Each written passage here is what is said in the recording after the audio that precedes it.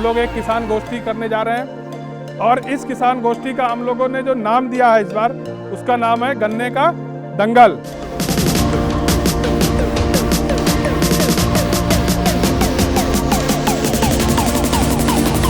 दंगल, दंगल शब्द का क्या अर्थ है? कुश्ती।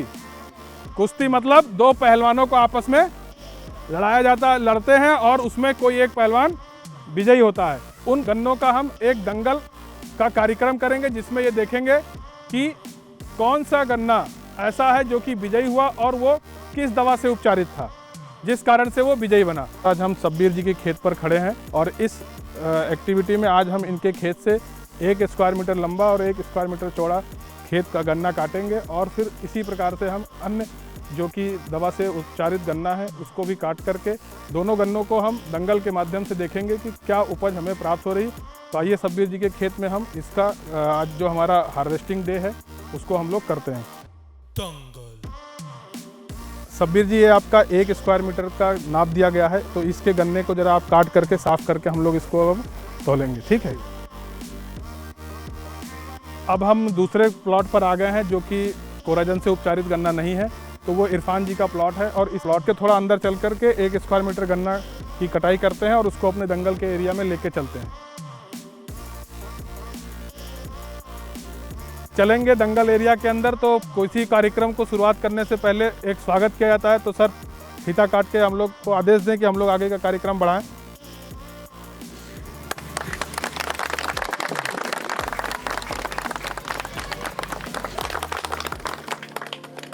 कौन से ऐसे कारक हैं जिन कारक से हमारा गन्ना का उपज जो है वो ज़्यादा होगा?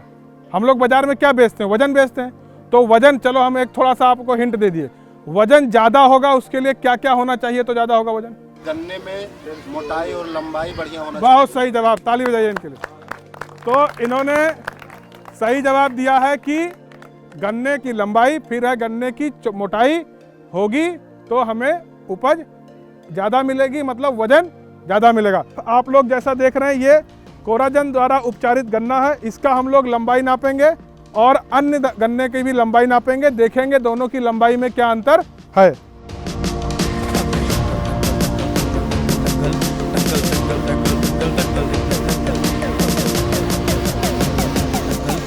जो कोराजन द्वारा उपचारित गन्ना है 9 फीट 2 इंच है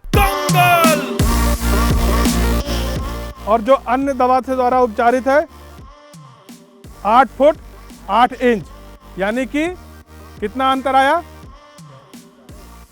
6 इंच का अंतर आया हमको लंबाई के माध्यम से। दूसरा हम लोग देखेंगे कि गन्ने का मोटाई किस तरह से है। 3.5 इंच, 3.5 और 3, मतलब मोटाई में भी आपको आधा इंच का अंतर दिखाई पड़ेगा। तो जब हमारे दो तरह के चीज़ें ज़्यादा होंगी, यानी कि गन्ने की लंबाई ज़्यादा है और गन्ने की मोटाई ज़्यादा होगी, तो हमको वज़न ज़्यादा मिलेगा और उसी वज़न को हम लोग बाज़ार में बेचते हैं शुगर मिल में, तो हम उसको बेच के ज़्यादा मुनाफा प्राप्त करेंगे। तो हमने अभी सब्बीर जी के खेत से 1 स्क्वायर मीटर लंबाई और चौड़ाई के बराबर गन्ना काटा। क्या सर आपके खेत से काटा गया?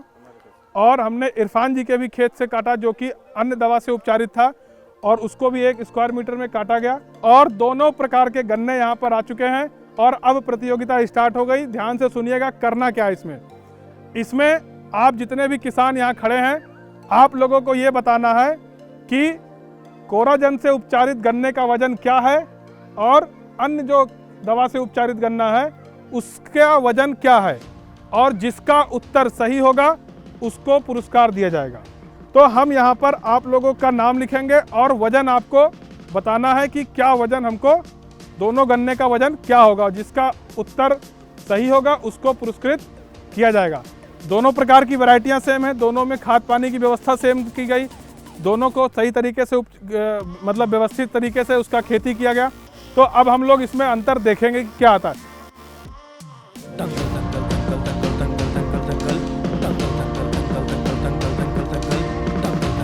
कोराजन का 16 किलो, कोराजन वाला 16 किलो और बिना कोराजन का 10 किलो। 10 किलो। और कोई है जो इस दंगल में खेलना चाहता है तो बताएं।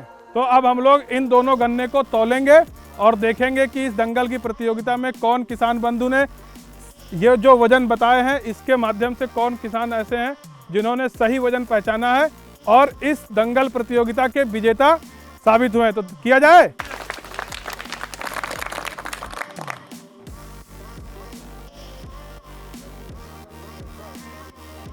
कितना आया? 7.2 यानी 7 किलो 200 ग्राम। अब कोराजन को तोला जाए, कितना है? 15,690। तो भैया कौन है जो सही बताए हैं?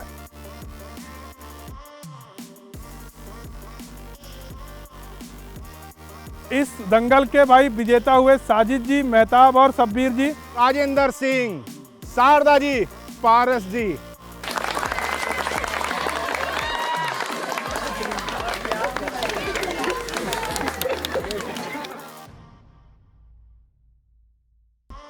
कोराजिन जब से हम लोग डालने लगे पूरा हरा भरा जो है पत्ती रहती है, टेढ़ा नहीं होता है गन्ना और अच्छा वजन हम लोग को मिलता है और अच्छा पैदावार मिलता है। 13-13 फुट को गन्ना हम लोग पैदा करते हैं, वजन बहुत अच्छा आता है।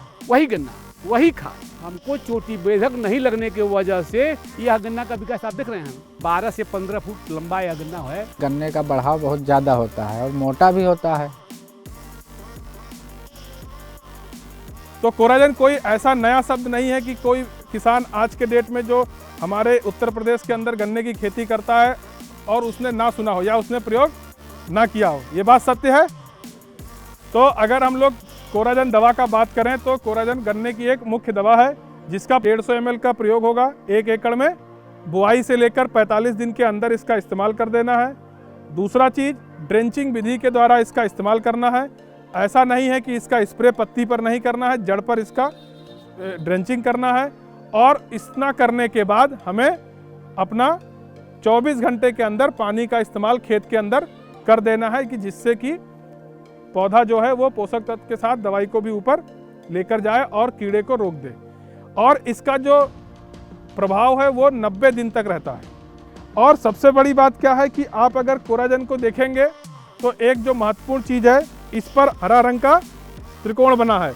आप कई दवाइयों में देखेंगे लाल भी होगा, पीला भी होता है, नीला भी होता है और हरा होता है। ये 4 मुख्यतः कलर आपको इस त्रिकोण के अंदर पाए जाते हैं। हम आप लोगों को बता दें इसके बारे में क्या है।